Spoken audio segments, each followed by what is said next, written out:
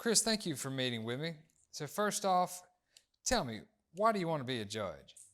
Well, I want to be a judge in order to make a difference in our community, both inside the courtroom and out. What I mean by that is, inside the courtroom, I want to be sure that justice is served, criminals are punished, those involved in civil matters are treated fairly.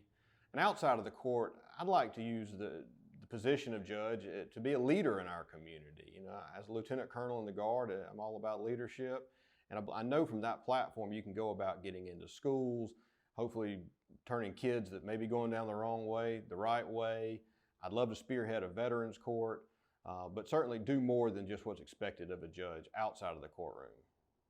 Well, Chris, tell me, what makes you different than the other candidates? Well, what sets me apart from the other candidates is I'm well-rounded in all the law and experienced in life, uniquely experienced in a lot of ways. I'm well-rounded in all the law, and what I mean by that is I've worked on both sides of criminal cases. I've prosecuted, I've defended, I've worked on just about any type of civil matter there is in courtrooms really all throughout South Alabama. Experience in life, you know, I grew up in Dothan public school system. You know, I laid brick all through high school and college. I've spent 20 years in the Army working from private all the way to lieutenant colonel. You just learn some lessons with that make me, I believe, uniquely qualified. Chris, you spent a lot of time in the military. How would your military service help you in being a judge? Well, you know, serving in the military has really been a great honor in my life, one of the best decisions I've ever made. Over 20 years of serving, and I'm still serving as Lieutenant Colonel in the Alabama Army National Guard.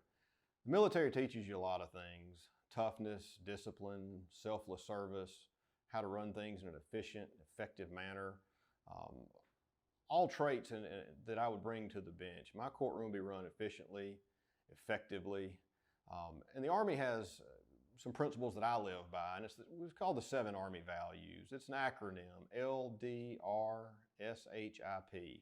and that stands for loyalty, duty, respect, selfless service, honor, integrity, and personal courage. It's what I live by, and it's what I would live by as a judge. Well, Chris, I know you are a man of faith, but tell me about your faith. My Christian faith's very important to me. It's really at the forefront of everything I do, every decision that I make. I'm leading my family in the Christian faith. We attend church at First Presbyterian, where I serve as a deacon. And as a judge, why it's important is a lot of people have forgotten that this country was founded on Christian principles. Well, I haven't, and as a judge, I won't either. Well, Chris, maybe most important, what type of judge will you be? I'll be the type of judge that is fair, balanced, and will follow the law.